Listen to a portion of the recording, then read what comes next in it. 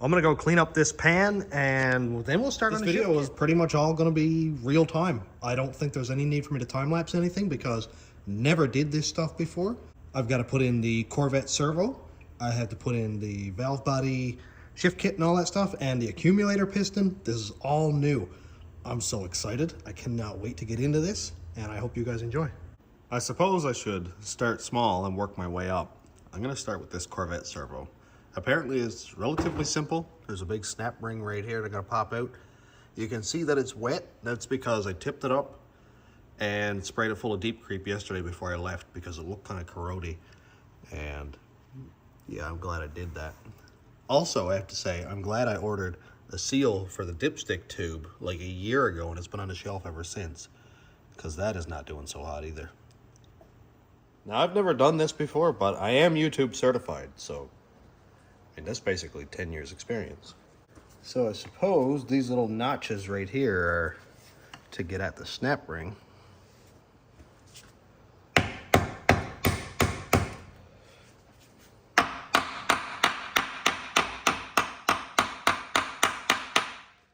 See if I can loosen it up a little bit. Oh, we got something. No, please don't fly out and hit me in the face. I used to watch car shows with my old man and my uncle, and they'd be like, oh yeah, that bolt just came right out. They must be in California somewhere. Because we're in Newfoundland and everything rusts completely shut here. So it's never as simple as take out that snap ring. And maybe it's like that everywhere. I don't know, but I don't know if something moved then, because it almost feels like it.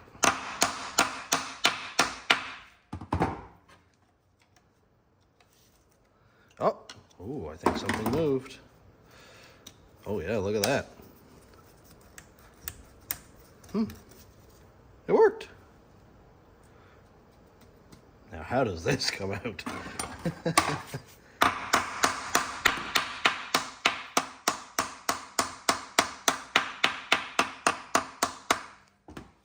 I'm sure pushing it in is not great, but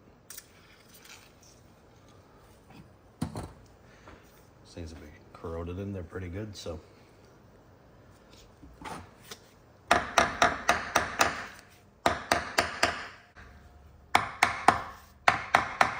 How easy this is going to be.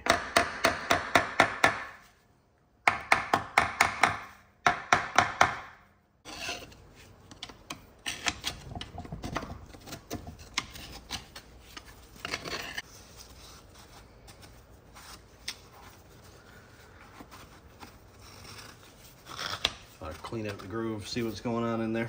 I can't like put a pry bar in between here and pry it open or there because of course it's aluminum and doesn't like to be pried on like that. So I just gotta kind of give it a little tappy taps all the way around here like this and maybe like this if I can try to jar it a little bit. Also, I don't care at all about hurting this cap because I have the Corvette servo, so it comes with a new cap. So I'm just gonna see if I can get it to move this way. If I can maybe rotate it a little bit.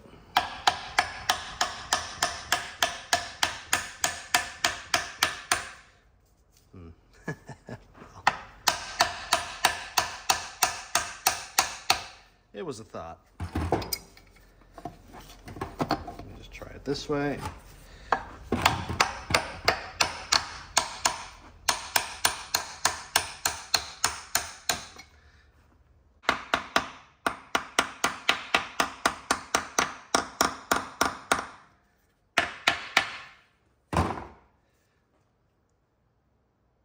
We'll be back in a minute. So I just watched a YouTube video and a guy was like, oh yeah, we just pull a little snap ring off and it's just gonna move out a little bit and then you just pry on it. I don't know, man. I don't want to break it. I don't want to break anything.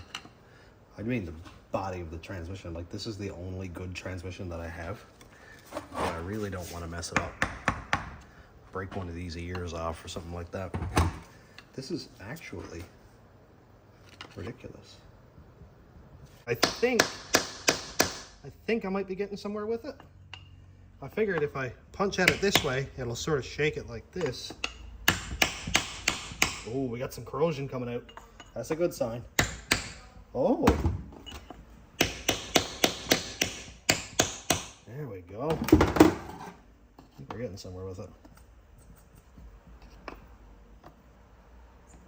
Apparently it can get hooked on the O-ring quite a lot. That much is loose, that's a good thing.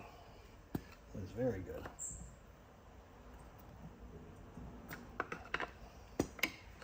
It's a good thing that I have a new one. I can get it up high enough and get it in behind that O-ring.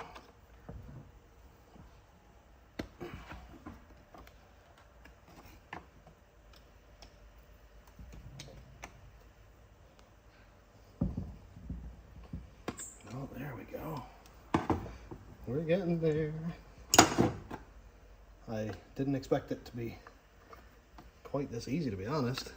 Now, is this going to try to kill me? What's it going to do? I hadn't really taken one of these apart before, to be honest. Oh, there we go. Well, look at that. Don't mind the chirping in the background. I got a little birdie friend. Okay, so I'm going to put this back together as it's coming out, or as it is as it's coming out. Here's the O-ring. Pop that around there, just so that I know how it came apart. Maybe that'll sort of assist me in putting the other one back in. Okay.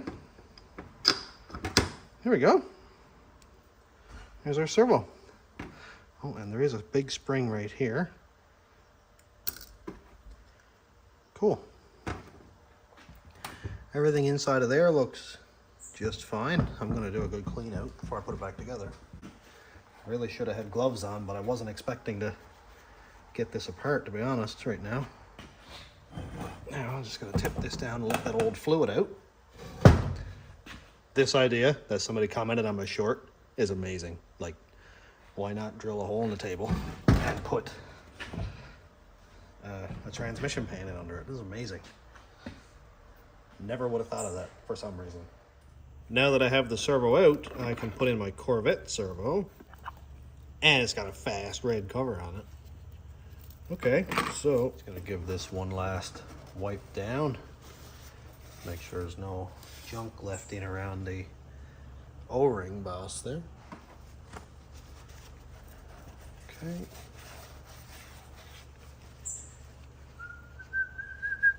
Come here, birdie. Help me put this servo in. Please don't poop on me. Okay. Square looking seal here. That looks like I shouldn't touch it. Looks like we got a little bit of stuff down here. Maybe some dust or something. Get that stuff out.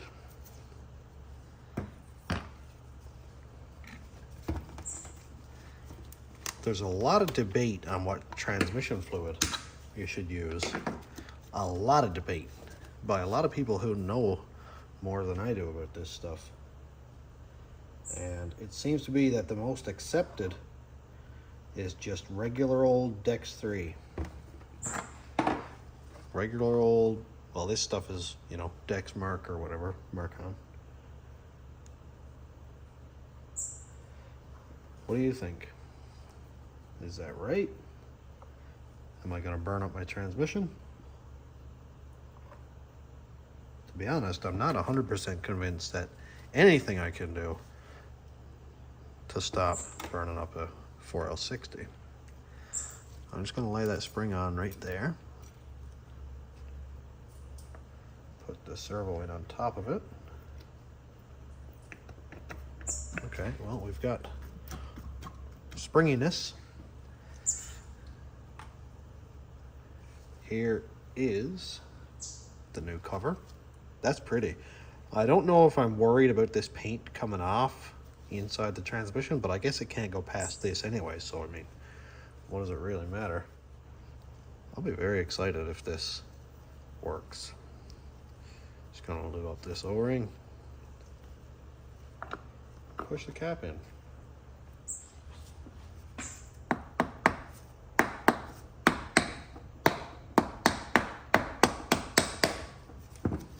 still super surprised that it came out at all.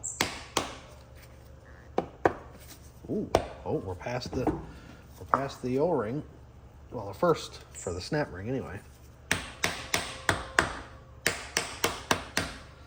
Just got to get past that O-ring there so I can set the snap ring in. Here's a new snap ring. I didn't know it was going to come with one. That's pretty cool. Oh, we got to go a lot further yet. Okay, get it up against the wall. Yeah. Okay, now we're getting there.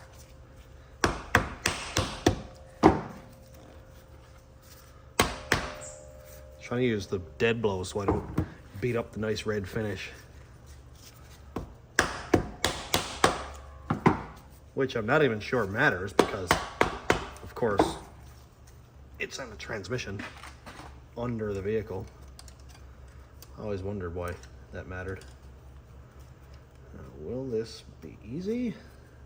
Will this be not easy, I wonder?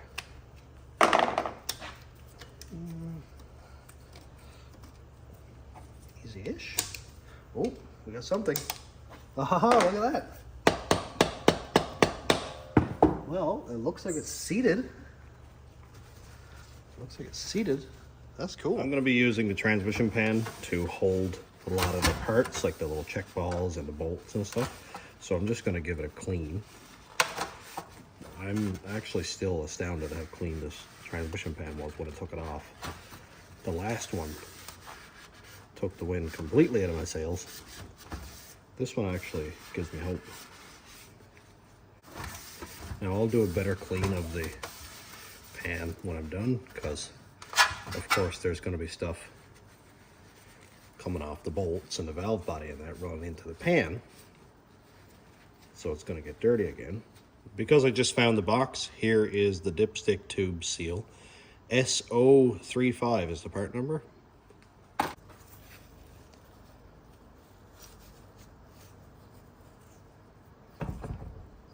That one seated right in there, and wipe off some of that corrosion that came out of it, and we're good.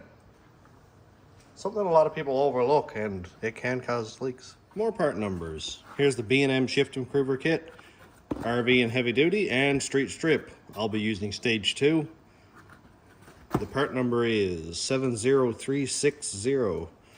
Usually a lot of people go with the Transgo HD2 kit, I think, but this is the only one we sold on Keystone here, so I bought this one.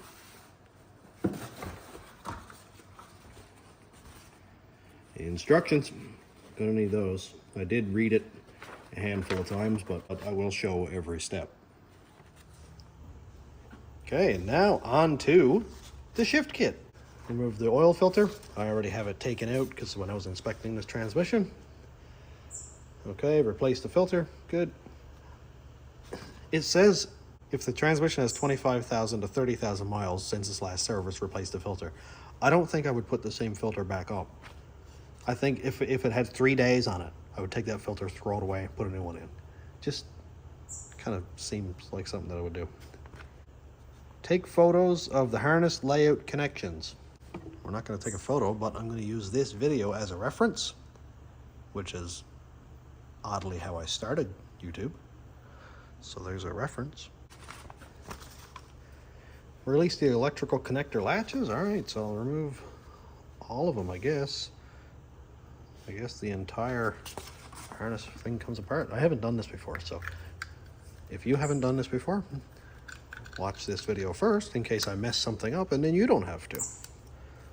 I'd prefer not to mess something up, and I would prefer my transmission to shift as well as I would prefer your transmission to shift. Okay, that comes off, that comes off. There seems to be a solenoid right down here. I can see right here, if I wiggle this, that there's 2 wires here that go down into a solenoid there. I don't know what it's called. I'm not a terminology major by any means. So we'll leave that slack. If the EPC solenoid connector is different from the others, note that its latch is in the center of the connector on the edge facing the valve body. release the latch with a flat tip screwdriver. Oh, that's this one. Okay. Oh, this is different. I can rotate this. Okay, but it's not facing the valve body though. Okay, anyway. On 95 plus models, a PWM solenoid must be removed to access the TCC solenoid screws. I'm guessing this is the PWM solenoid by the looks of these squiggly things here and that. So it will be sort of in this orientation right here to there. So looks like I gotta get a little hooky boy down there and pull that clip out. Rotate the PWM solenoid until the flat section of the retaining clip is visible at the slot. Use a flat tip screwdriver to remove the clip, then remove the solenoid from the valve body. Oh, I see. Okay, so I just gotta remove it. Oh yeah, look at that. So I just rotated until this thing is unclippable. I gotta tell everybody that this is the first time I've been this deep into a transmission with the intention of putting it back together successfully. Like, I've scrapped a lot of vehicles, but I didn't intend on them ever going back together. Use a flat screwdriver to remove the clip, then remove the solenoid from the valve body. I'm constantly wiping my hands here. Remove the solenoid. Now, is there any springy dealy things gonna come out of here? No, okay. Look at that screen. This blue piece right here with the mesh inside of it. Is that not extremely clean? Solenoid goes in the transmission pan with its little clip. Actually, you know what? I'm gonna clip these together so that I know what goes where. Page 2. We're on a roll. Remove the 2 TCC solenoid screws. That's these 2 right here. Okay, that's so I can unplug the TCC solenoid. That's the torque converter control or torque converter clutch. I think that's for the lockup if I had to guess. Remove the solenoid by gently twisting it back and forth while pulling straight down. Move the solenoid and harness aside and secure them out of the way.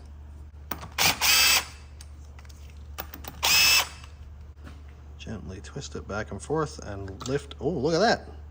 Well, that came out really easily. It's a nice shape.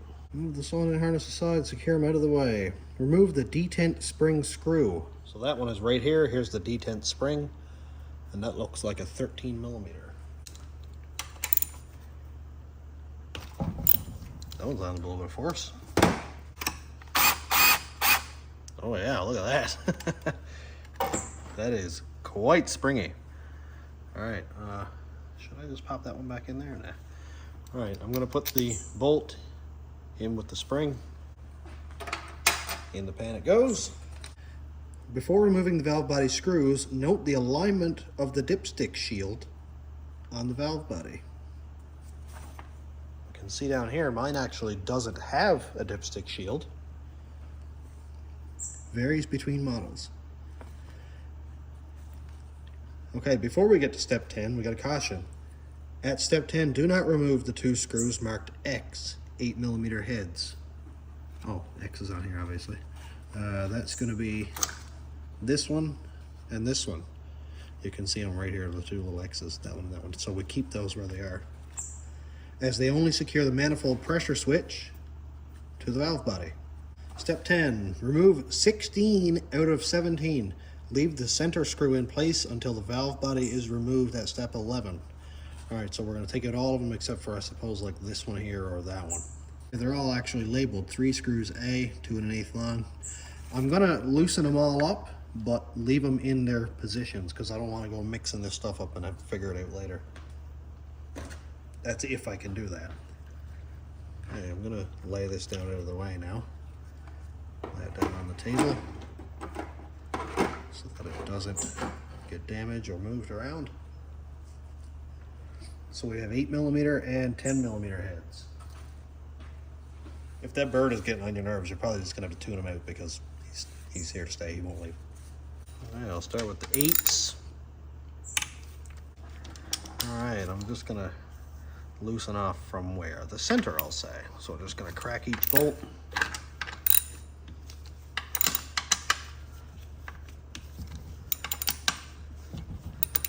pretty much just crack each bolt so that you can let the pressure off the valve body in equal increments. May never make a difference. You can probably start in a straight line and never even worry about it, but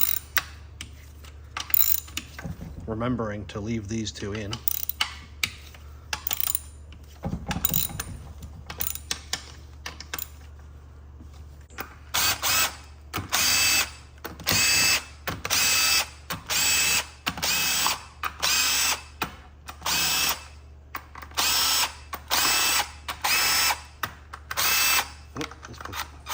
Let's put that center one back in a little bit there.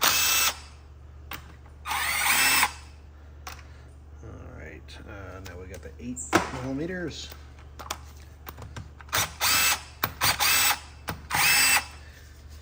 All right, just so I know I have the right ones all taken out. So 1, 2, 3 across there, 1, 2, 3, 4 down here. That one, center. Oh, they're calling this one the center screw, but whatever. Center. This one, we're good. Okay, and I left these two in. I got these 3 out. While supporting the valve body with one hand, remove the last screw. Lower the valve body carefully, keeping it level to avoid losing any check balls. Well then, that's not going to be easy. Let the manual link fall out of the end of the manual valve. Oh, that would be this one. All right, I'm gonna try to center this out the best I can. Got it up on some 2x4s here, and it seems to be about as level as I'm gonna get it. And pretty stable, it's not going anywhere. Let's pull this valve body up. Okay, so I've got you kind of a weird spot here, but up on the bench, here's the bell housing, straight down the middle. Here's the tail shaft, so you're in this orientation. And the center screw is right here. Gonna let that one out. Now, should be free to lift the valve body up, disconnect this manual shift lever here, and hopefully not lose any of the check balls. Just gonna give it a little light pry. Oh, wow, didn't need much at all actually. I'm gonna move these instructions so they don't get full of transmission fluid, of course.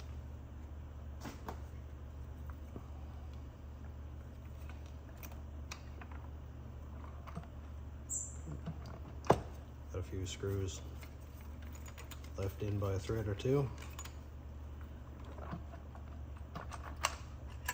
Okay, there's that. Check balls. Okay, all the check balls seem to be in their locations. I don't know if you can see it well, but 1, 2, 3, 4, 5, 6, 7. Let's see how many it says we should have. Lay the valve body flat on a clean work surface. Remove the 7 check balls from the locations shown. Right on. Place them in a suitable container, a small bottle or reclosable bag to avoid losing them. Check ball A, right here, may be stuck in the separator plate due to repeated impact over time. If stuck, it'll be removed at step 15. I figure, is it magnetic? Yep, it's magnetic, that's a good sign. I'm gonna put it in the transmission pan. Okay, it is stuck in the separator plate, so step 15. 1, 2, so that's 3, 4, 5, 6. So again, we're gonna come back to this check ball and might have to pop it out from the bottom side or something. Okay, now on to step 13. That is completely soaked in transmission fluid. Remove the 3 screws, the accumulator housing, and the 1-2 spring. Oh, I'm so bad at this. Everything is getting soaked in transmission fluid. They're all 10 millimeter heads. And they seem to be different lengths. We got 2 short ones here and 1 long one there.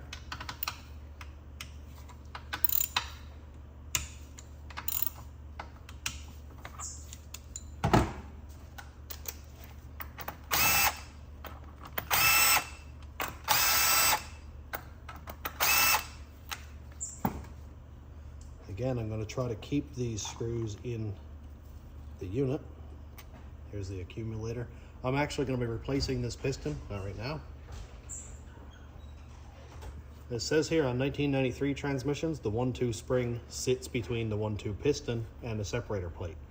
On 94 up models, it sits inside the accumulator housing. I have here a 94 plus, so you can see obviously that there's no spring in it. Okay, next step, remove 2 of 3 stiffener plate screws. They're 8mm head.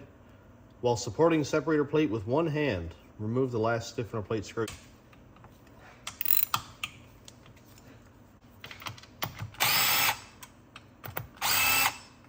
I'm just going to lay those bolts right down on the bench until I get this stiffener plate out, and then I'll put that back in.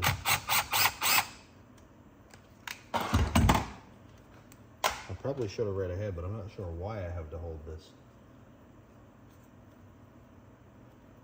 Oh, I guess because if we were doing it upside down, then it would have fallen off. That makes total sense, doesn't it?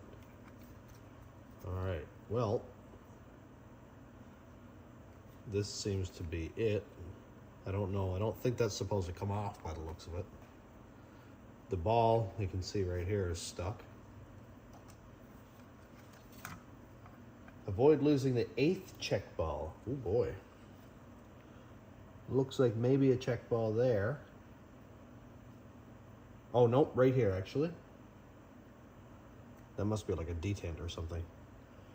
Okay, remove the 8th check ball. Got that. Drop that right in the pan. Doesn't seem to be any different. And remove check ball A if it's stuck, so that's what we're gonna do now. Can I just pop it out? It seems like it's stuck out further on the bottom side, so I'm just gonna push it out. Yep, okay. Good.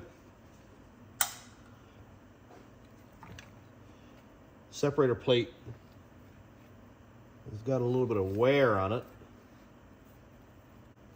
Okay, if check ball A is stuck in the separator plate, it should push out easily from the top side. So I went pop and it came out. If check ball A is stuck in a hole so badly that it requires tools, see a transmission technician. You'll need to replace the separator plate, and your transmission may have a damaged band and 3/4 clutch pack. Well, we didn't see any evidence of that, of any damage or any wear or anything like that in the pan, so I think we're fine.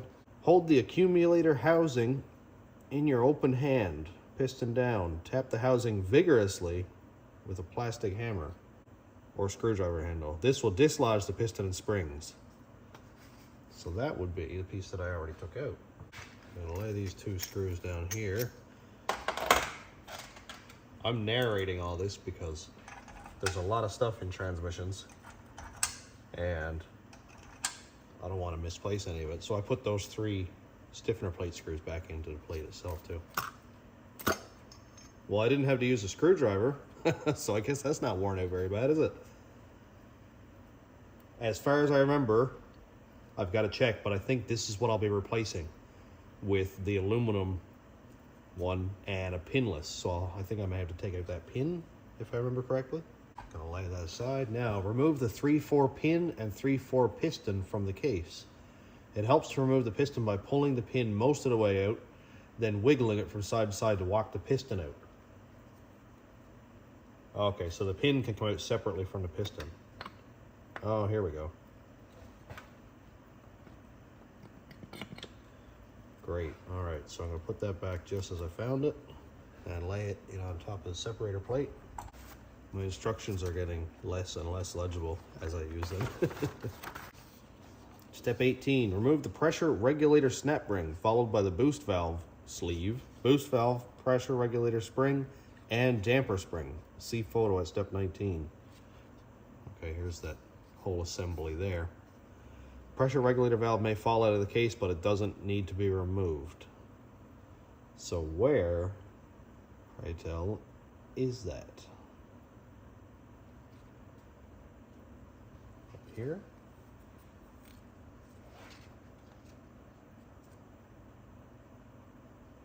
I don't seem to have one of those. Oh, maybe it's right there.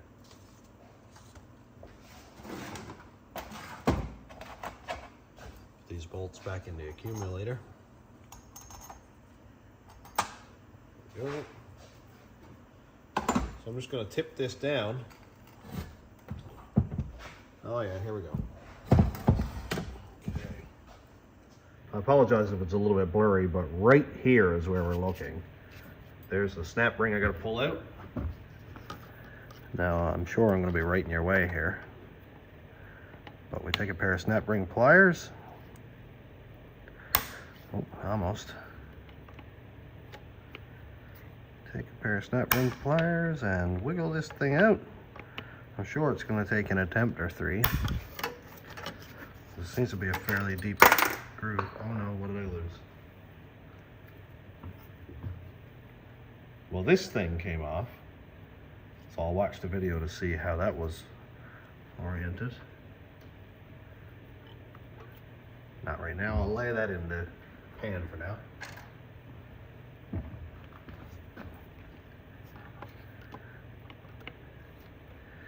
Okay.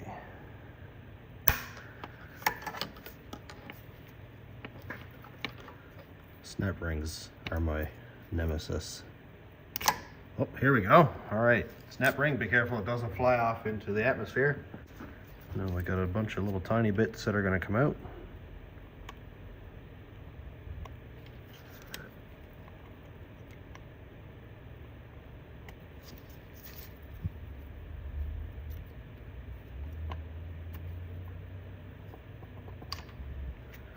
Okay, here's a piston by the looks of it. That's called, this one is called a boost valve sleeve. That's right here. And then we've got the boost valve, which seems to be already inside of there. A few springs. Let's see if my little pliers can get in there and grab those two. We've got one. And two springs. Okay, so we're down to this small spring right here. Here's the pressure regulator valve. The pressure regulator valve may fall out of the case, but it does not need to be removed.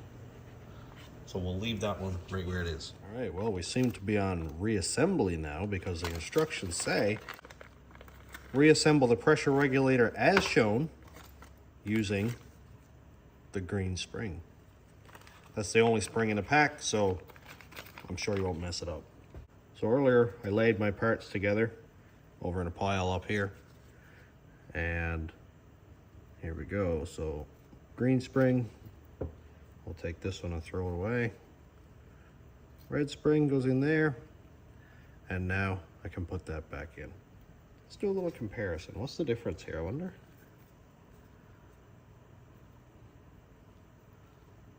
I don't really know. This one, the green one, may be a little bit stiffer. Same outside diameter. So if I had to guess, the spring rate is probably a little bit higher on this. Next step, reinstall pressure regulator assembly in the case using the B&M snap ring. Okay, there's a new snap ring too. The retaining ring must be fully seated in its groove. If it isn't, the pressure regulator assembly will blow out of its bore and there'll be no line pressure. That's not ideal. All right, I'm just gonna drizzle a little bit of new transmission fluid on this. Just make sure it's well lubricated, nice and clean, and it goes in this way. So we're gonna go spring. Now I'm gonna try to make sure this all goes right in where it's supposed to.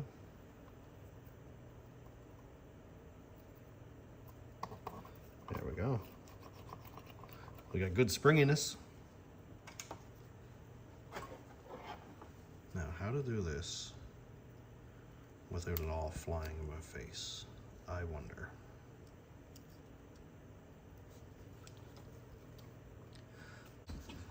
See if I can push it in with this one.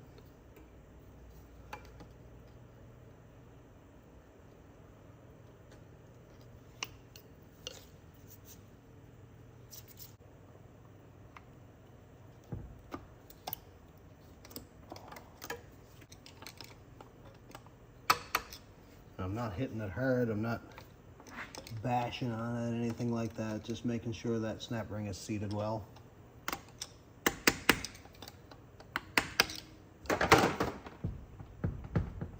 Alright, that should be all. Step 21, remove the gaskets from the separator plate. Use a razor blade to remove any gasket material that sticks to the plate. Then clean the separator plate with suitable solvent. I guess that's brake cleaner. I don't know if it'll help anybody or not, but if you can't find anywhere clean to put your valve body, in the box works really well. Separator plate. I'm going to take the bolts out of this. I guess if I got to remove the gaskets, then the stiffener plate has come off anyway. These are all the same length, so it doesn't matter where they go. Put those right in the pan.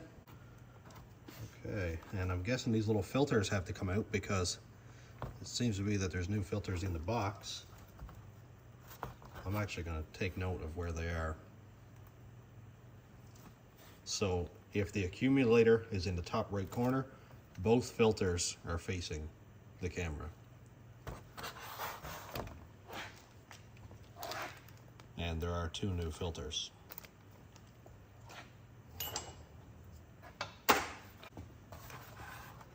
Okay, pop the little tabs together. That comes out. Small filter. Now, should be able to get these gaskets off. With minimal effort, of course. Oh, geez, it's not done, actually. Here's the gasket. Separator. The stiffener plate is still on this one, so I'm going to lay it aside.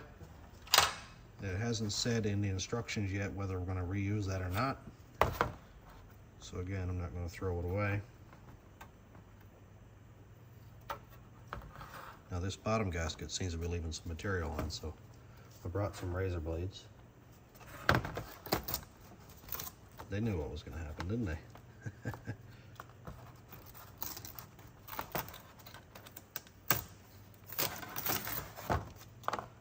The other one came right off in one piece, one big sheet. This one's hanging on for dear life. This is like the strongest part of a 4L60 is this gasket right here.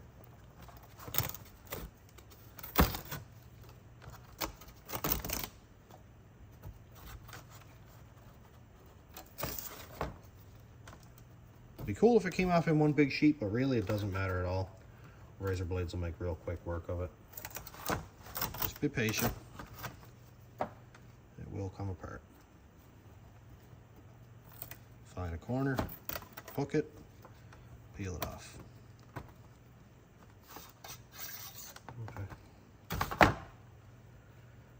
Okay, we're just about done now. That one's off. That's good. So right here, I'm gonna have to repair that. I don't know if you can see it, but yeah, oh yeah, there's a lip there. You can see it perfectly now, actually. Gonna have to repair that. Now, before that step though, I've got to clean it up. Just gonna give it a spray over the garbage bag here.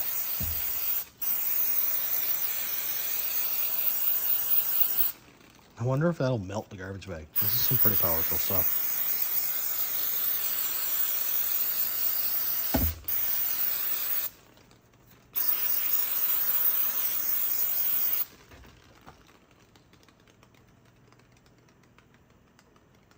Cool. Now that the plate is brake cleaned off, I'm just going to give it a wipe.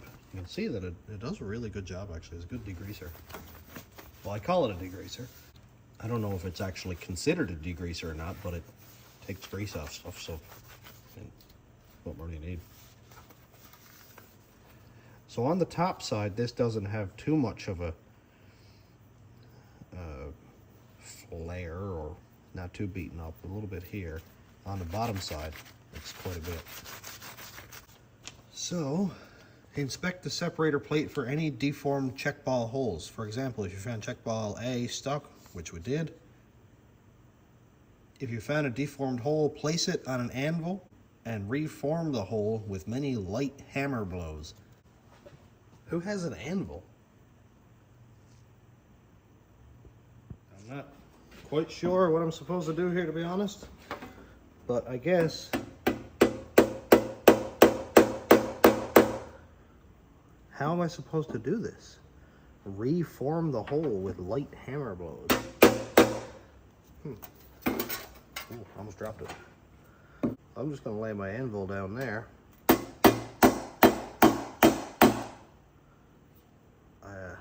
I don't quite know.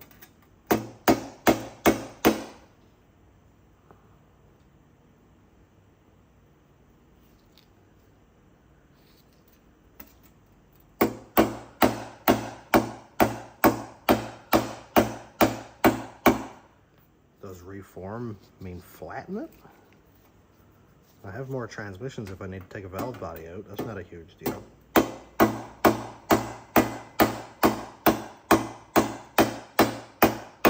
All I can see that I'm doing here is closing it off.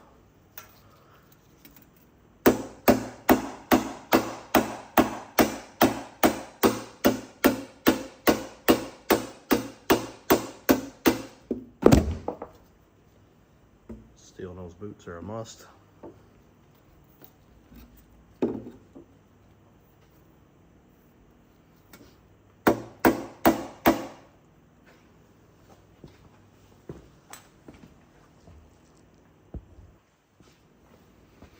So I just did a little bit of research, and there's a video by a guy called Nick's Transmission, and it seems that I was confused. I thought the check balls all had to sort of float through, but they just, these holes sort of suspend the check balls, and they're not supposed to go through. So it seems to be that it's supposed to be this small. I actually was expecting to have to drill out the holes so that the check balls could freely float through them. Don't do that. Don't do that. Okay, now just give it a little, just gonna give it a few little tappy taps. Make sure everything is nice and flat. One down here.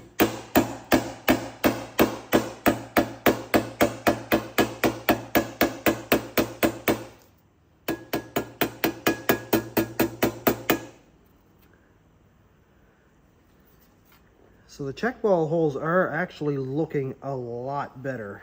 That's a good thing.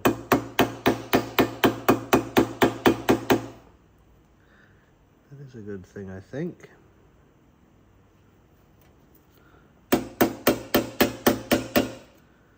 Just a little further inspection before we go any further. It's not catching my glove anywhere. No, I think we're good to go. I'm gonna give this another clean again because my hammer obviously is not clean. So I'm just gonna give it another spray over and we'll drill some holes.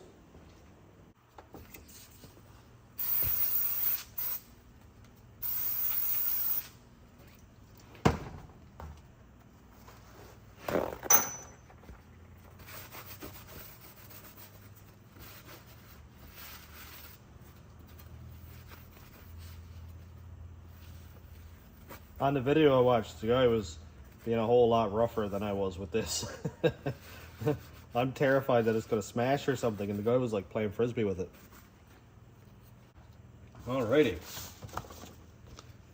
Okay. Found a deformed hole, place it down, fix it like we did. Drill the separator plate as shown. We've got A, B, and also B. So here's our differences. Here is the fork in the road. If we're going heavy duty, we drill 2 3/32 holes. If we're going heavy duty, we drill all 3/32 holes.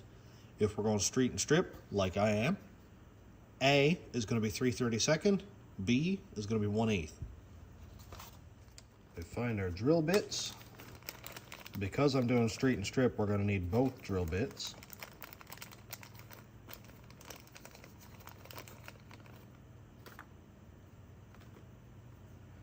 So here's 3/32 is the smaller, here's 1/8. I don't know if they're labeled or not. I just know that 3/32 is smaller than 1/8, which is 4/32. Okay, now we have to orient the separator plate exactly as it's shown in the instructions, with the accumulator down here on the left. Now this is where we got to make 100% sure that I'm drilling the right holes in the right places. All right, A for straight and strip is 3/32, right there. And A is, this is where it gets difficult. Okay. And of course, my text is showing through the back of the picture. Where are we at? So we got a squiggly looking hole here. We've got a smaller one, a bigger one, squiggly looking hole, and right up to the top of that one is right here. So that should be the right one right there. So I'm just going to point the drill bit right at that hole. This is terrifying.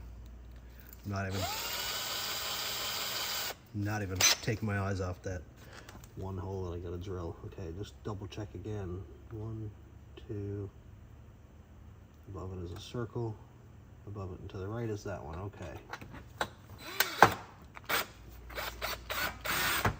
Jeez, that didn't take much, did it? There's the 3/32, and now for the rest is the 1/8.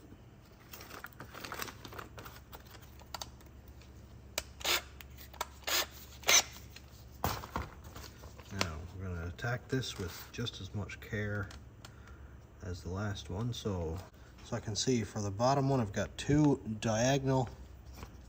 rectangles that are at a diagonal angle. So I've got right here 2 rectangles that are at a diagonal angle to each other. Right next to that, sort of down to the left a little bit, as you can see right here, that's hole B. So this one, that one goes to the 1/8.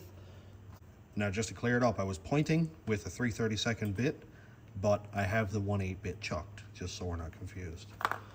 So diagonals are right here.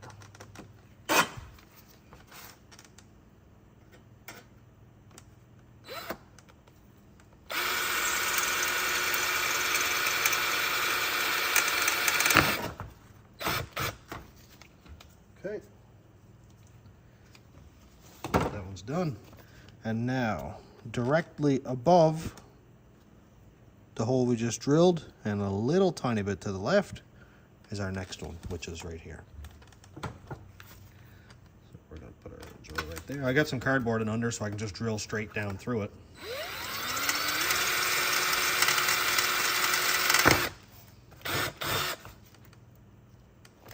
Alrighty. Now we do have some burrs, and there's some pieces left on my countertop here now. So we're going to clean all this off meticulously. Now I do have to sort of deburr the edge of this, so we'll clean it up a little bit better in a minute. Deburr the drilled holes and wipe the plate clean with a suitable solvent. I'm still wondering what this piece is for. Still wondering. I'm going to kind of go ahead in the instructions here and see what this is for, because I feel like that's like a sanding block or something like that.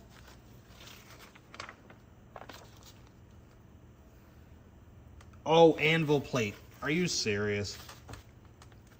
Well, I guess I had an anvil the entire time. Read your instructions, children. I've been reading the instructions. So I bought this on a 50% off shelf at a hardware store down the road. And it's not a reamer, but it looks awful lot like one. So I'm just going to do this by hand at the holes that are drilled. I think it's for wood, to be honest, but this should clean it up well enough. And I'm not going to push it to where I make the hole any bigger or anything. I just want to clean it up a little bit. And the next one that I drilled was where? I can't tell. Oh, right here.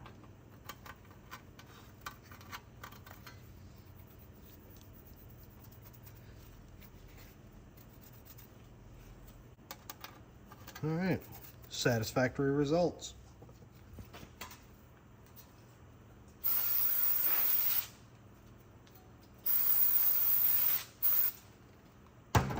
I always forget to tear off a cloth before I spray it.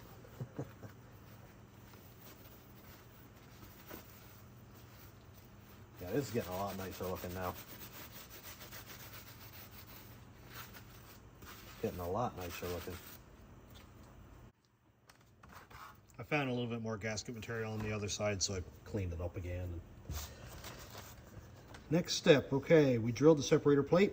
Insert the aluminum plug in the hole shown. Support the separator plate and plug on the supplied anvil plate or another hard flat surface, and strike the small end of the plug squarely with a hammer to pin it into place. Okay, so as per the last set of instructions, or the last step, the accumulator plate down and to the left, so I assume they're leaving it in the same place. We can double check that by looking at this square corner right here, which is there.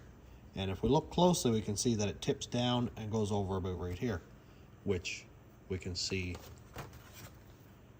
right here. So we've got it in the right orientation. Anvil plate. The entire time I thought this was a sanding block for like making sure everything was nice and flat, but I was wrong. Oh, here's our little aluminum plug.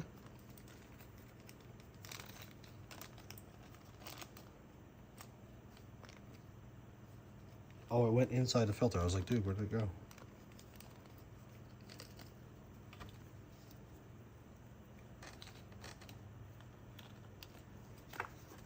Okay. So I guess I have to take that, put it under there. Okay, two small diagonal looking holes and then right next to it, so the third one to the left. And I'll double check it again when I get this in place. That one should be right there. 1, 2, 3. So we've got the small hole, 1, 2, 3, 4. Small hole, 1, 2, 3, 4. All right, we're in the right place. Now this is going to be far too spongy, so I'm going to try to carefully move this over. All right, lay this down here. Don't lose my little aluminum piece. And strike the small end of the plug squarely with a hammer to pin it into place. So I guess we're trying to make it stay there. That's what it looks like. Right back there.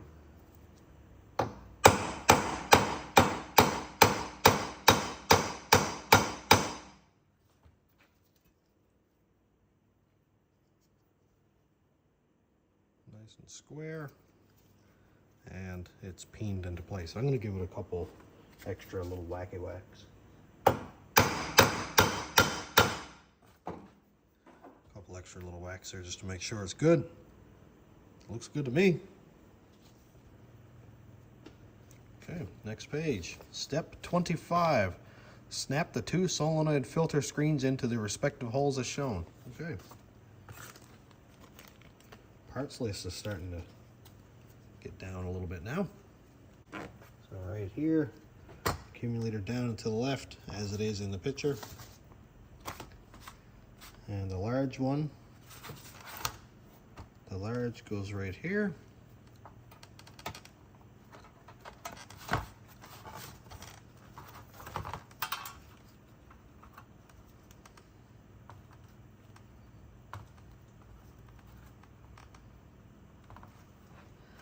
Come on, snap into place.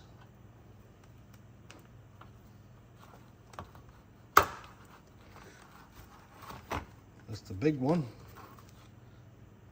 Yep, it's all snapped in. Now the smaller one.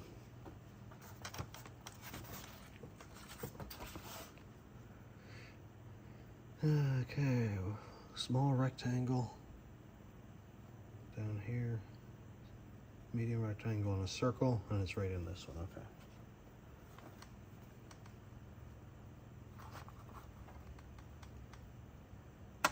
Man, they take some force to pop in. Stack the two gaskets in the separator plate as shown. Select the proper gaskets based on the model year of your transmission. Gaskets C and V are for 93 to 2000. Gaskets CA and VB are for 01 to 06. When the gaskets and separator plate are stacked correctly, the stamped codes on all three pieces will be visible from the valve body side. Use a transmission compatible assembly grease, such as Transgel, to hold gaskets and separator plate together during installation. I don't have this. Apparently Vaseline is just fine. Now, I'm not lifting this up into place. It's going to be laid down on the transmission, so I think it'll be fine without this. So we're going to continue on. If by chance I can't finish it without getting some Vaseline, then I'll just go home and get some. All right, so CA and VB. We can identify that right here. You can't see it well. There you go. Right up here in the corner. VB. And then we have CA. So those are the two gaskets we need. These gaskets right here are for the early 60E, which I won't be using. I actually didn't realize that there were different gaskets for different transmissions. Okay, in the picture, accumulator is down and to the right, and we can see all three gaskets. So that would mean this gasket would go on the top, so we can see the VB. This one will go on the bottom, so we can see the CA over here. So that means we've got them put together correctly. For heavy duty applications, so it seems like we'll skip this. Let's see if it says for street and strip, which it does for street and strip applications. The 1, 2, and 3, 4 accumulator springs are not used for the street strip configuration. Okay, at the case, insert the 3, 4 accumulator pin, followed by the blue 3, 4 spacer and 3, 4 piston. I've just got this tipped up for a second here to get rid of as much of this old fluid as I can. I'm not going to be completely flushing this thing or anything like that. I just want to do the shift kit. But I'd like to have all the old fluid out if I can. As per instructions, obviously street strip, at the case, insert a 3, 4 accumulator pin, followed by the blue 3/4 spacer, which I have here, and 3, 4 piston face in. So this is one of the spacers that came with the kit. It's going to be a little bit hard to see, but the pin is in, and then the spacer, 3, 4 spring, and the piston, and it's got 3 tabs here, but it doesn't seem to care where it goes. I'm just going to put in a little bit of new fluid on this O-ring. Make sure that's nice and lubricated and clean.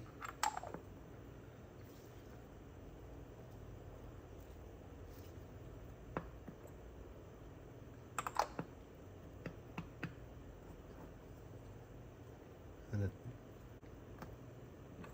oh, face in. Am I upside down? Oh, I guess I am. Okay, all right, I guess I was upside down. It didn't make any sense, but definitely pay attention to your pictures, because we can see right here, I know it's hard to see, but the 3 little tabs are actually facing up. So it goes like this, and it seems like the spring sort of centers itself on all these little nubbly things here.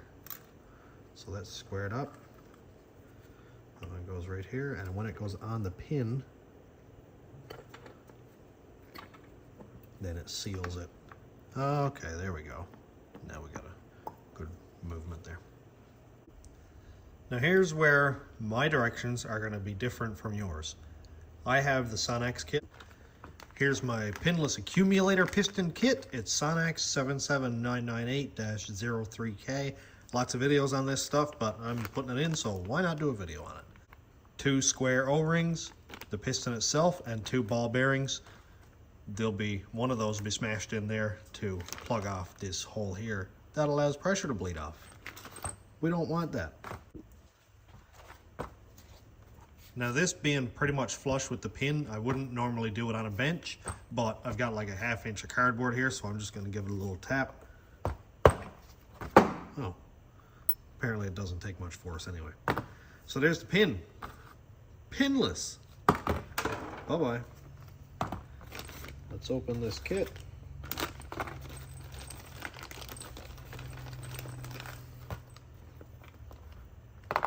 Oh, well, I'll try. So we've got 2 ball bearings here. One is much bigger than the other.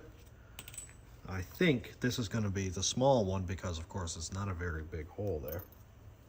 Just got to get it in there correctly. All right, you can see that it sits right on the top of that hole.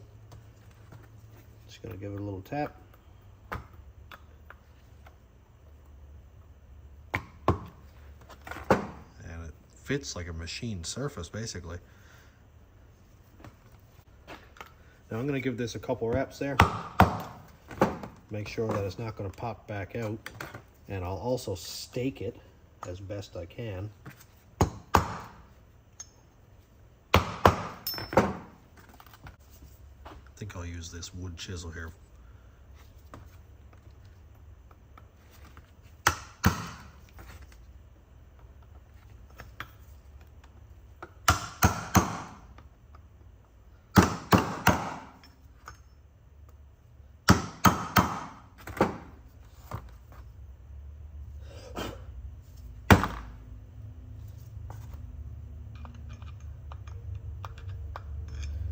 Be careful if you're doing this like I am, because I just had a piece of aluminum come off and kind of fall down in by the side of it there. You got to make sure this is extremely clean. You don't want this floating around in your transmission. To be honest, I'm having a hard time finding something to stake this in there with. So I've got this square screwdriver, Robinson or whatever it's called, and I'm going to kind of put it in on an angle like this and see if I can distort that hole enough so that it doesn't want to walk back out. Because it's not as simple as just pulling the accumulator back off. If something does go wrong, I think it is actually working. It's starting to move some of that aluminum around. Yep. Just making this hole not as smooth of a bore as it was. Now there is a little material down around the bottom there you can see, so I am going to use some brake cleaner and clean that up.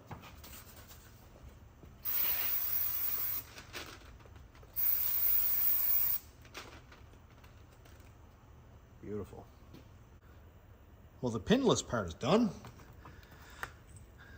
We don't need this other ball bearing here. I'm going to move that off to the side so I don't confuse it with anything. Here are the 2 square O-rings. You can see they're different thicknesses. This one is much thinner. I've got a thicker one and 2 bores to match it. So of course, we stretch this one on over the first one. Try not to stretch this too much because I don't want to distort this O-ring and have it stretch out and then end up cutting it or having it go freaky in the bore. So I'm just going to barely stretch this on over.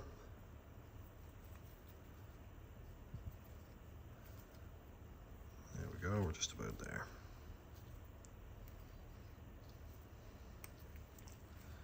Beautiful. Look at that. This has been talked about 1,000 times and I'm just regurgitating information. But one thing I'd like to point out is how thick this one is versus this piston.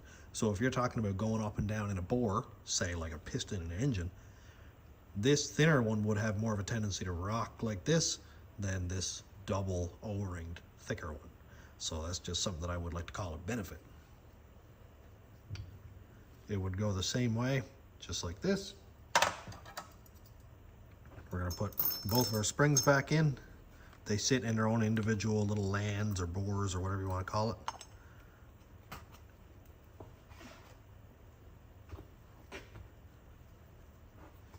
And right over here, I'm going to put some transmission fluid on so I don't get it all over my little bench. There we go. Flooded with new, clean transmission fluid. I'm just going to work this down there slowly, while trying not to nip those O-rings or nick them or cut them or anything like that.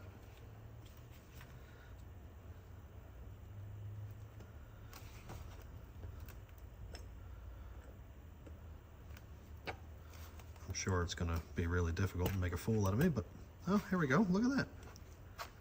Very nice.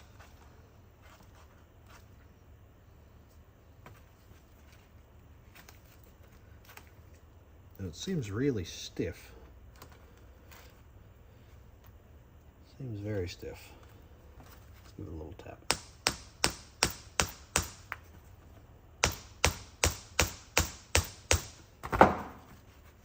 Oh, there we go. It's a bit stuck, but there we go. Okay, we're getting range of motion now. So that is a pinless accumulator piston mod. It's not sticking or anything. It's definitely not rocking. There's no rock in that whatsoever. Great. Now, there's air in it now, obviously, so it's not going to pump all the way back out flush. But when the transmission fluid gets in here and floods all this, it's going to have all kinds of force on it. And the main thing is it's not sticking or anything. I had to give it a couple little taps to get in past that second O-ring. But this is all I need to see. So we've got a little caution here. Check the piston spacer stack up. Street and strip configuration only. That's where we are. With the pistons and spacers installed in their respective bores, 3/4 piston in the case, 1/2 piston in the accumulator housing, gently drag a straight edge across each bore to verify that its piston does not sit above the surface. If the straight edge contacts either piston, shorten its spacer with a file until the straight edge just clears the piston. Again, with this one, obviously not going to matter because. So I'm going to push this piston down and check it out. It's kind of difficult to see, but I'll do it at this angle here so that we can see it. And it looks like it is a little tiny bit above the surface, like it's rocking on there, so I know that it's not sitting flat. So I've just got to take out this little blue spacer and flat file that down a little bit. Basically what I'm going to do is I've got my flat file put into vise so I don't make this thing out around.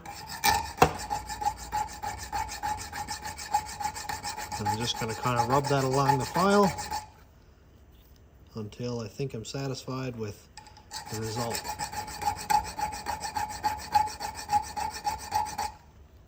Alright, that's a little bit.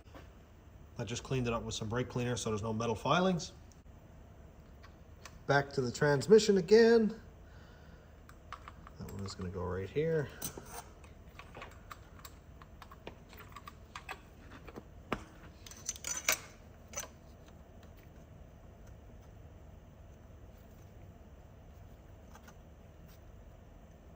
Seems like it does clear. It's like dead flat. But I'm going to file off a little more just to be absolutely sure.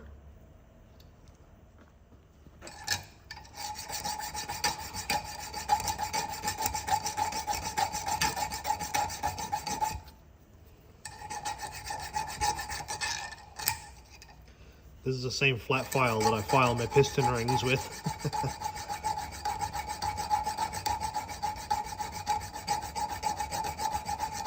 It's not making very fast work of it, but you can see that there's metal filings on the files, so it's doing something. I'll make sure this is as clean as I possibly can make it. Definitely don't want any metal floating around my transmission. It said so that the straight edge just clears. Yeah, looks like we're there now. That looks just fine to me. Little small modifications, no big deal. Step 29. Reassemble the transmission. Verify that 2/4 band anchor is still in place in the transmission case and that it sits below the case's machine surface. That's this one right here. Yep, below the surface, we're good. Place a check ball and 3/4 spring for heavy duty applications only. This is the only thing in the bracket, so we will be placing the check ball, but not the spring, on a separator plate as shown. You know what? I missed a step. I missed a step and I messed it up. Let's backtrack a little bit. I'm not going to edit this out because this is how easily it's done. Right up here, note the 1, 2, and 3, 4 accumulator springs are not used for the street strip configuration. I had a hard time putting it in place, and it was because of this spring. So, according to the instructions that I should have read a little more clearly, this piston sits right down there like that. Now, let's just make sure again that we're good. Yep, we've got clearance. Use transmission compatible assembly grease to hold the check ball in place during installation. Now, in all of these instructions, they've had their transmission upside down just as I have mine.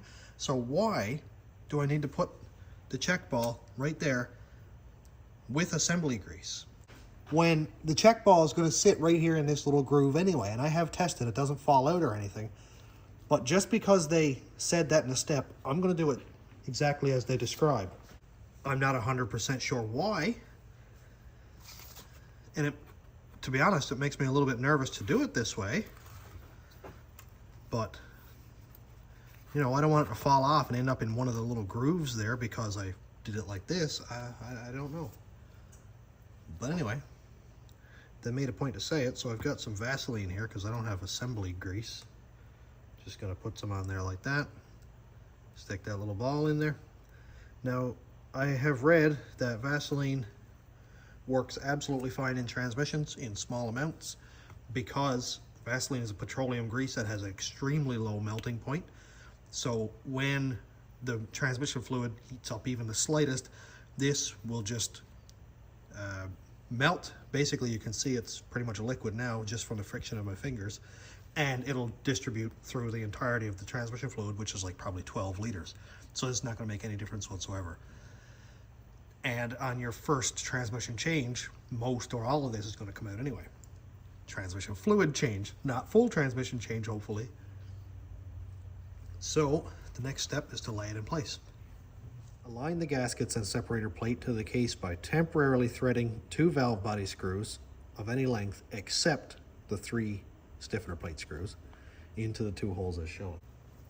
So I've got it laid in place, and you can see, well, it's blurry, but you can still see that the ball is right there.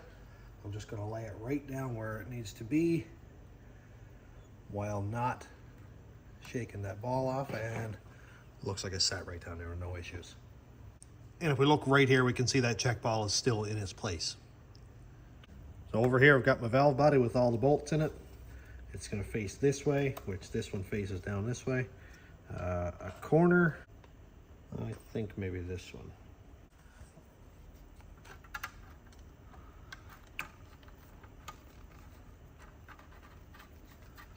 Thread that one in. Step 33, install the stiffener plate with 3 3/4 screws, finger tight only. The stiffener plate goes like this with the narrow side up top and goes right here.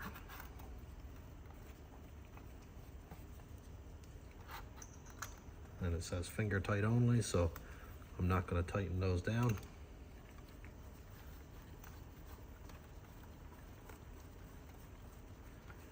Just sort of going to flush them down a bit so we can still move this around.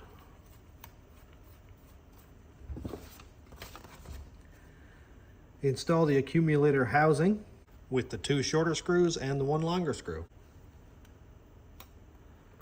Okay, there's our accumulator.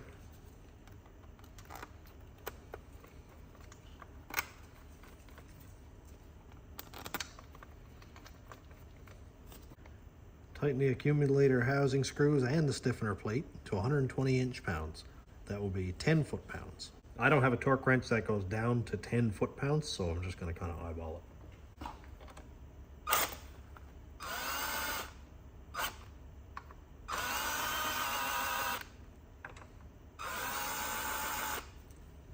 The alignment screws are still in, as you can see. Now we're going to tighten these down.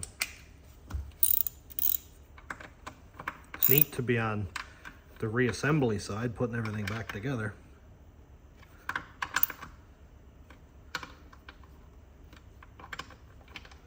Not putting this on very tight. Just going by feel. After installing the accumulator housing, remove the 2 temporary aligning screws.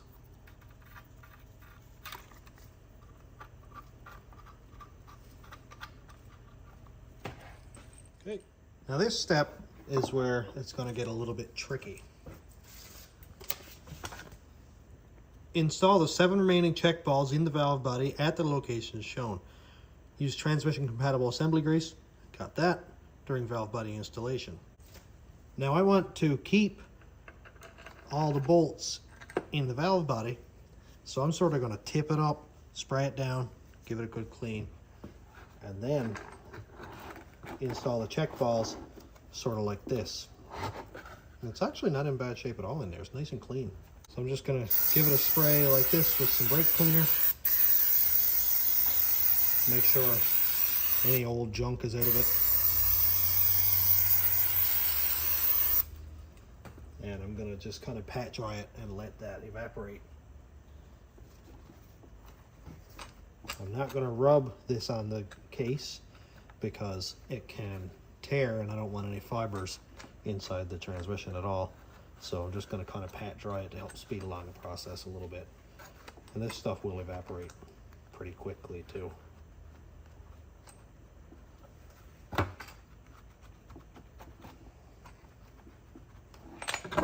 Let that sit there for a second while it evaporates. I've just got a spray paint can put behind it in the box so that it'll kind of hold its place while I work here. So it's all circled right here. If you need, you can pause it to take a better look. That's where the check balls go. And now I'm going to go put them all back in. Probably could have brought a little more Vaseline. Okay, reinstall the check balls. Where do they go? I'm guessing they go in these round spots right here. And that looks to be right. Kind of pop that one in. It's not going to be easy like this, and I may end up giving up on the whole keeping the bolts where they need to be thing. Again, I'm not quite sure why I can't just put these on the separator plate, but who might ask questions? I'm wiping these little check balls off before I install them. Make sure there's no dust or anything on them.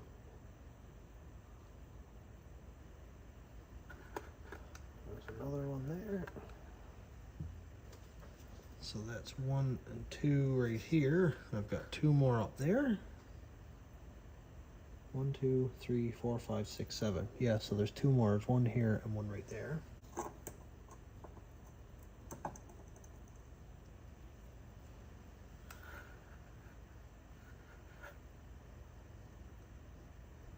Definitely not being sparing with the stuff. Be careful because these are pretty slippery. You don't want to lose them under a bench somewhere where they'll be gone forever. 1, 2. Yep, another one right there. Stick that one in there. If I do lose one, I've got a couple more transmissions that I can use for parts that I can take some of these check balls out of. So it's not a huge deal. It'd just be a lot better if I didn't lose any.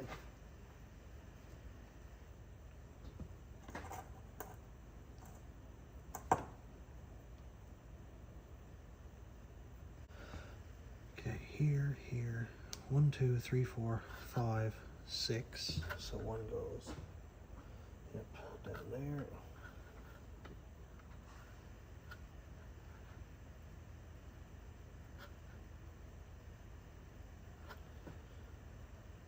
Little tiny peck of dirt.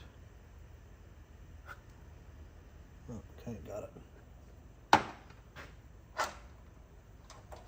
then the last check ball.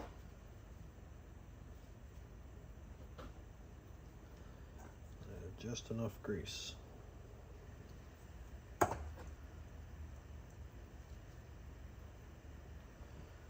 the last one goes right down in here.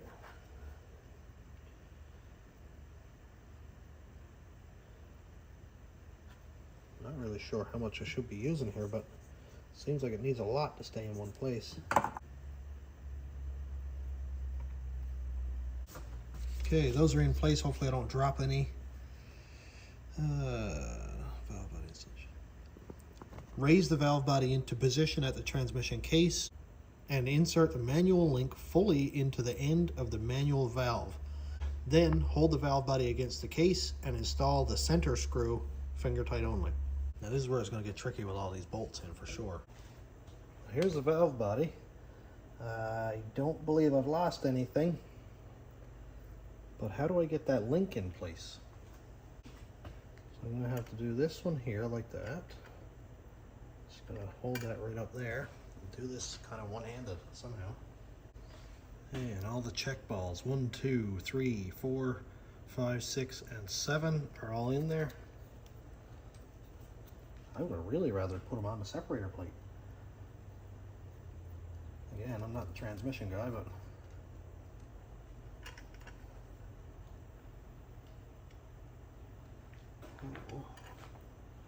how am I going to do this, I wonder? Without losing any check balls.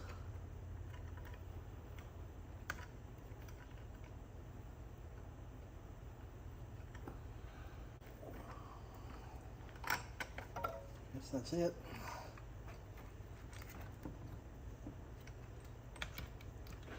Last look. I don't see any check balls falling out. Oh, that was scary. Why? Okay, check balls all seem to be still there.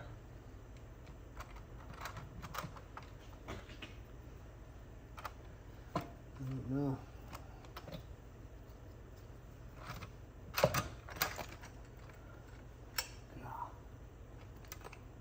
Wow, what a terrible setup. 1, 2, 3, 4, 5, 6. Yeah, they all seem to be there still.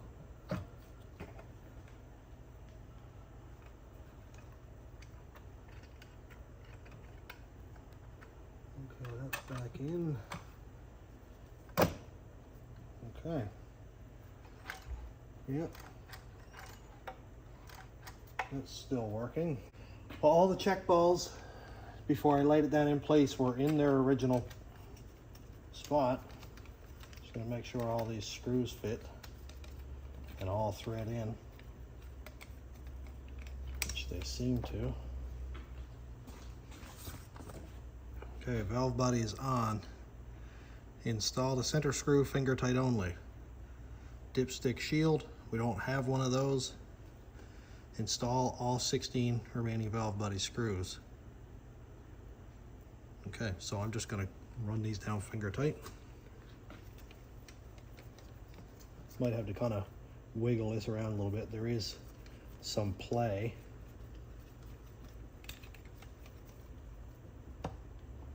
Okay. I'm gonna use this to speed it up a little bit. but not going to be tightening down. Just barely touch the throttle just to make this run a little bit faster.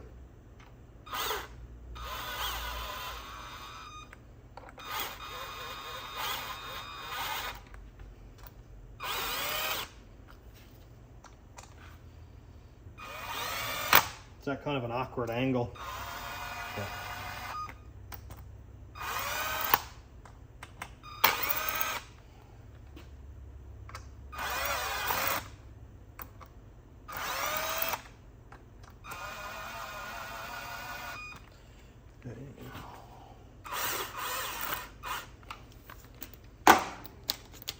Rest of these 8mm screws.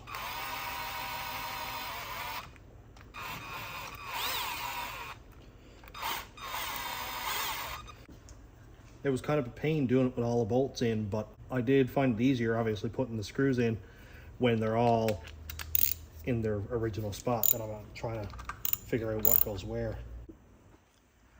Well, I broke down and bought the correct tool. Here is Dill 5103. It's a torque wrench. Apparently it's also for TPMS. Instructions. And it comes with two sockets, an 11 and a 12mm. Oddly enough, I guess that's a TPMS thing. And it goes up to 250 inch-pounds, so that's great.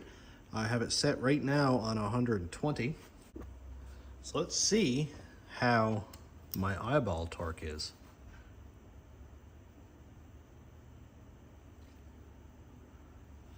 I don't like how it's still turning. Oh wow, so I didn't actually have it tight enough. So that's something. Now I did tighten it down and then sort of left it overnight, so is it possible that the gasket may have compressed? Because there's two gaskets in there. That's crazy. I wouldn't have expected it to be that loose. Apparently 10 foot-pounds is a lot more than I expected it to be. So, well, this is the first indicator right here that you should really use the right tools and not just eyeball it. I was afraid to twist off a 6mm bolt, and it was supposed to be tighter than I actually had it, so I'm an advocate for using the right tool unless it's really expensive. But in this case, it's the right thing to do. I'm just going over, making sure I got everything, and I'm probably going to go around again after, because it seems to be that I missed a bolt over here. I'm also going to check the torque on this accumulator. Yeah, I missed that too. Wild.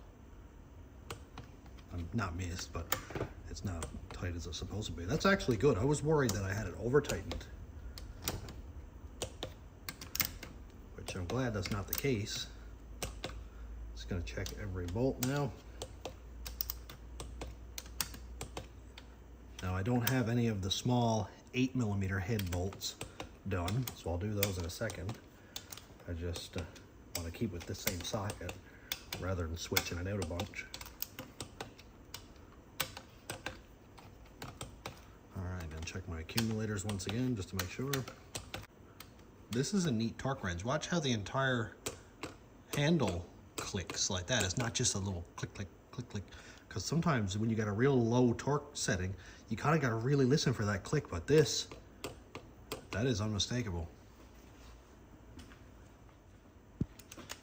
And for the 8mm bolts, I know I didn't take out these, but I am going to check the torque on them. And they are good. It's good. 1, 2, 3, and I think that's it. 2, 3, 1, 2, 3, 4, 5. Well, we're on the last page. Isn't that cool? Install the detent spring and screw. Oh look, another inch-pounds. 13mm head, 3/4 inch long, and tighten the screw to 200 inch-pounds. Realized I had the wrong gloves on. So the detent spring is going to go right here. This is the one with all the force on it that we saw earlier. Tab on the end of the spring sits into this hole, screw goes into the first hole, and the detent wheel sits on the detents down here. I'm just gonna put that down there. It's funny, I always use the little electric impact to buzz them in because it's faster, but then it takes me 2 minutes to find the little adapter and the impact wherever I put it, and it ends up taking me 5 minutes longer. Okay, so 190, where are we? That's 175, 5, 10,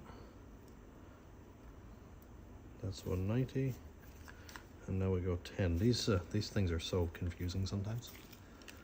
I'm gonna tighten that down. I'm gonna be using this little torque wrench for everything. There we go. Tighten down. Step 38, install the TCC solenoid and 2 screws. 10mm head, 1/2 inch long, and tighten the screws to 120 inch-pounds. I'm getting to use my tools so much today. This is awesome.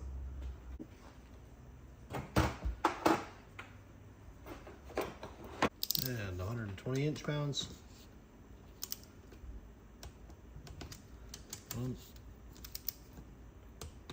That's 2. Install the PWM solenoid in its bore, then install its retaining clip. That's the clip that I have snapped on here so I wouldn't lose it. Just to make sure it's perfectly clean, I sprayed it over with some brake cleaner, give it a bit of a dab. Now I'm gonna put some fluid over this. I'm probably gonna end up making a bit of a mess, but that's it. Nice new clean transmission fluid. And gonna, oh, that's not dirt, okay. Just gonna give this a bit of a twist. Okay, here it is. It's in. And install the clip. Now this one just snaps down into place, just like that. I didn't even get a chance to explain what I was doing. So fast. Install all electrical connectors and press the plastic electrical harness frame into place on the valve body. We're going to pop all these in carefully. They are 20 years old. They've been sitting in transmission fluid, which I'm sure will help them not dry rot, but I'd also prefer not to have any of these plastic connectors come off. This one here doesn't seem to want to like snap down in place, but I don't know if that's dire or not. Just gonna kind of manipulate this down into place.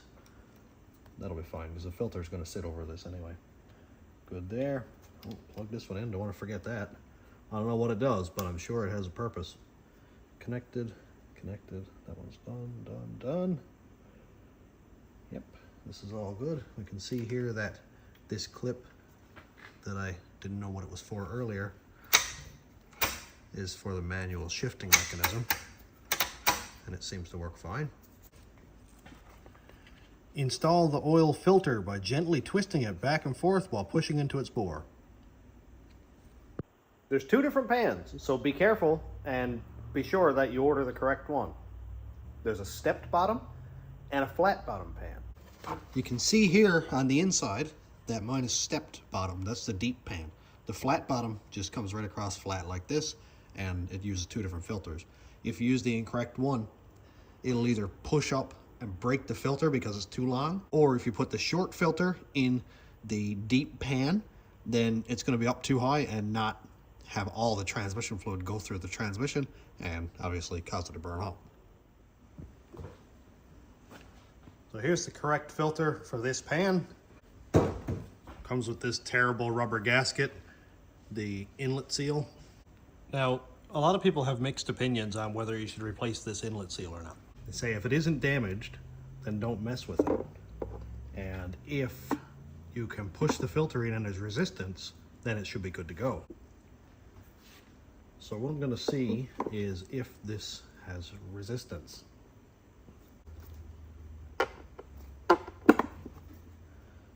most definitely does. I'm actually going to put a little bit of transmission fluid on this just to make sure we don't tear the seal.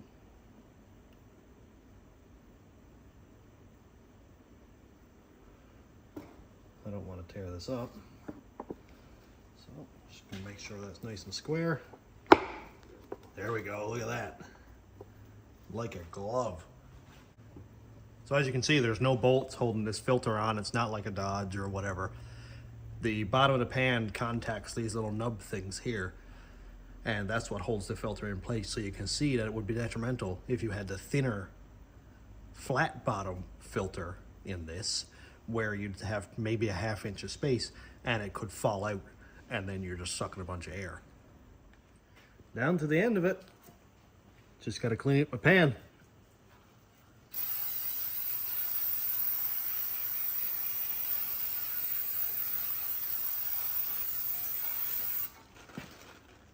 That'll do. Now I'm just going to give this a wipe. Make sure all that stuff gets out. Every time I touch the magnet, I just spread more stuff around. So I'm going to clean off this magnet separately, actually. What I was reading on a couple of forums is don't touch this with your bare hands. This is all little fine pieces of metal and clutch material, and apparently it absorbs into your skin and gets in your bloodstream. Causes all kinds of kidney issues. I think they said kidney, liver, I can't remember now, but it ain't good for you. So don't do it. Just put on gloves. Make fun of me for putting on gloves, I don't really care.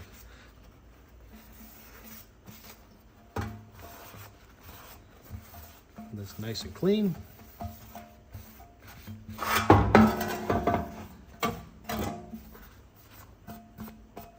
Looks good.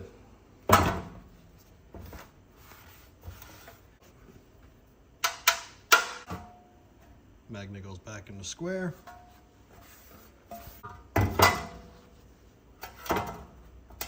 The pan is ready to go back on. Do the same thing over here. Now I'm going to spray some brake cleaner around my gasket surface because I'm one of those guys who likes to use RTV. I know there's a lot of people out there who are dead set on using gaskets or whatever, that kind of thing. And I'm not saying anything about using gaskets. It's absolutely fine. You do you, then I'll do me. I just like this stuff because it's more like glue than a rubber gasket that's going to leak because it gets all squished out, or a cork gasket that over time will get saturated in transmission fluid and leak. It's cork. It's porous. I know they used cork for like 60 years, but that's before this stuff was invented. That might be the most controversial thing I've said all day. Just gonna give this gasket surface another wipe.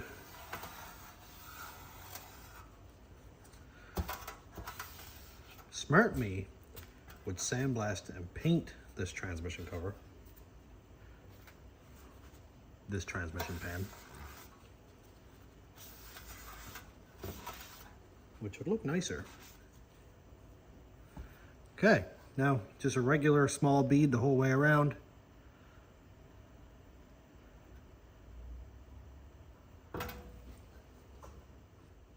Found a nozzle because this was just making a mess.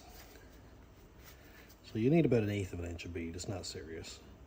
Just the whole way around like this, making sure that I'm not going to be squeezing any into the transmission, which of course is the biggest concern with using any liquid substance like this, or gel, or whatever you want to call it. You don't want to get any inside the transmission. And people will go and do a 1/2 inch bead the entire way around and squeeze it all in the transmission and then wonder why it doesn't work properly.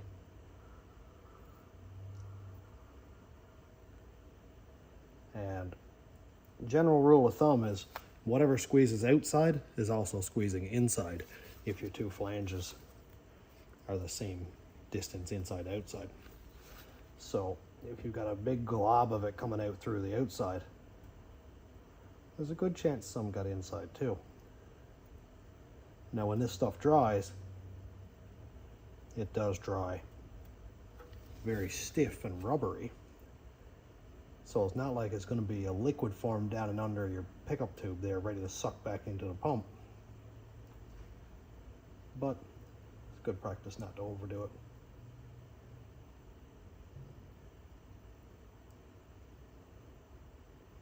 I'm being careful only to put this stuff on the raised portion of the gasket surface here, because you can see that there's a bit of a rib the whole way around, and that's raised about 1/16 of an inch. So if you get it down on the low side, it's not going to do anything. So make sure it stays up on this rib here.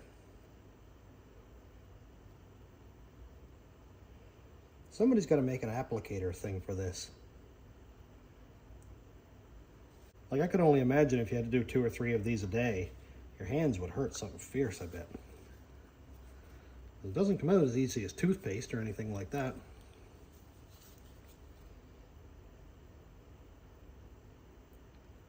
It's pretty stiff stuff. I got it a little bit thin right here, so I'm just going to kind of double up on that.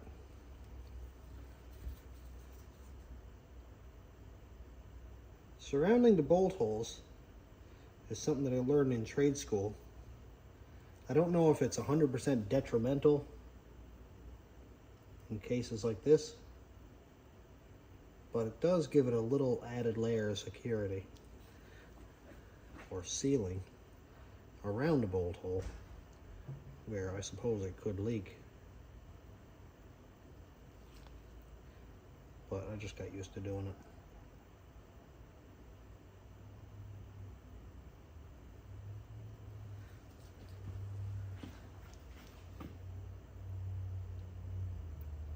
Try to spread a little bit of this out so it's not a big glob of it there.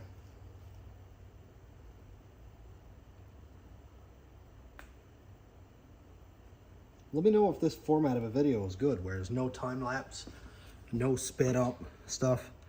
I usually time lapse or speed up like the engine builds and stuff like that because it's tedious, and I've already done it on video several times. But I've never done a transmission like this before. So I thought, hey, it'd be cool for all of us to experience this firsthand. And also, if this doesn't work or something goes wrong, then I can look back through the video and go, ha, there was my issue. This is what I did wrong. Though to be honest, I actually started doing YouTube as a way to look back and just relive all the things I've done over the years. Which, I'm not really old enough to be reliving my glory days or anything like that, but my daughters, I'm sure, would love to see things that I've done and stuff like that. So, I just think it's cool. Now, this transmission pan on the bottom is soaked with fluid.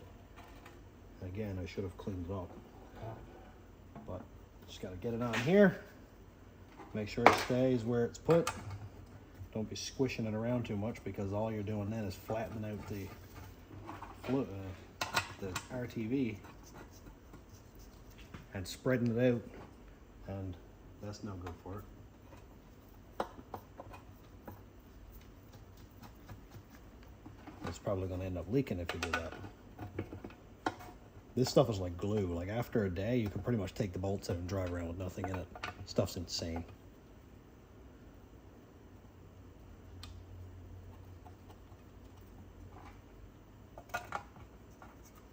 And as per the instructions, I'm just going to put these down finger tight, let it harden up for a little bit so it actually forms a gasket, and then tighten it down to spec.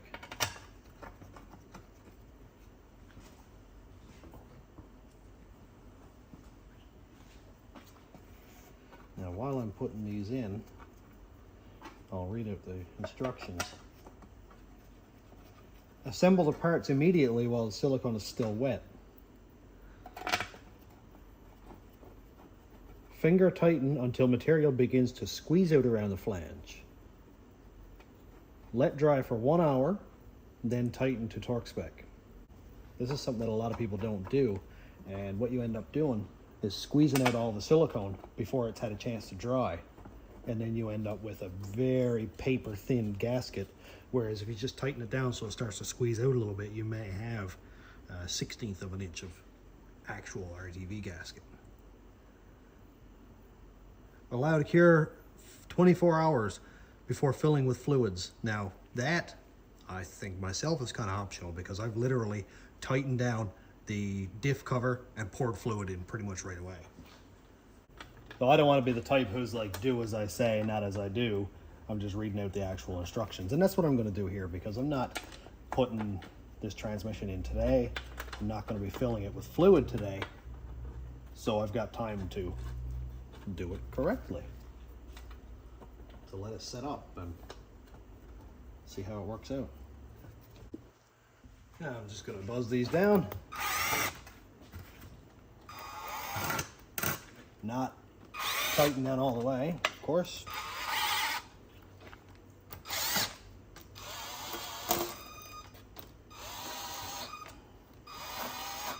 We're going to call this finger tight.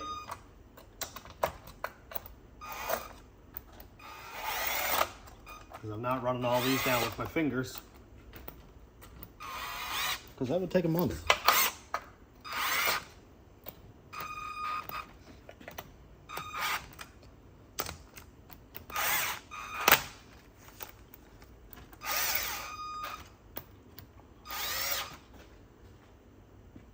And that's it. Give it an hour and then I'll torque it up. Well, it's been an hour or so let's go ahead and torque this thing down. Now this torque is not what you'd call critical, but I mean, I bought the torque wrench. Might as well use it. 120 inch-pounds. Just gonna go around and tighten all these down. Just gonna do a basic star pattern. It's not an aluminum pan, and I bet, I mean, you could go the whole way around start to finish and not cause any issues at all, but I just like to do the star pattern just from memory. I suppose just from muscle memory, really. And if I miss one in the pattern, it's not a big deal. I am going to go the whole way around after and check every bolt, because you don't want to miss any.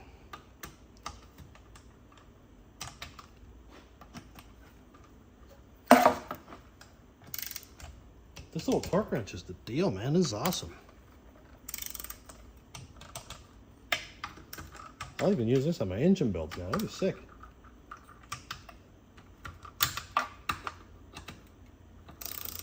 There's one.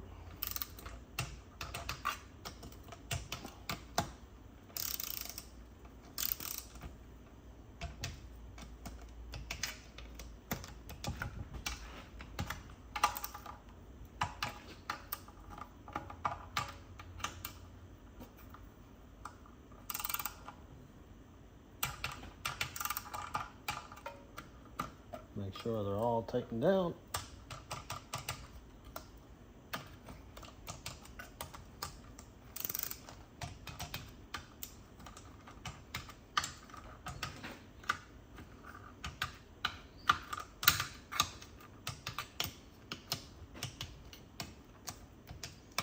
And that's it. That's the whole way around. And our shift kit, Corvette servo, pinless accumulator piston, done. Obviously, it's not going to be running, driving, and shifting in this video because it's still on the bench. This video is long enough. This is just the install. And of course, later on when I get the transmission in the truck, I'll have videos of my success, failure, or otherwise. And I'm not going to hide anything from you guys. So what do you guys think? How did I do? This is my first time doing anything like this. I just followed the step-by-steps, read the instructions as thoroughly as I could, and went back and reread a couple. But it's all done. So thanks for checking out the channel. Thanks to my YouTube members, patrons, and subscribers. If you want to check out my Patreon, it's patreon.com/stationroadratrods. YouTube members link is down here. And thanks for watching. Have a great day, everybody.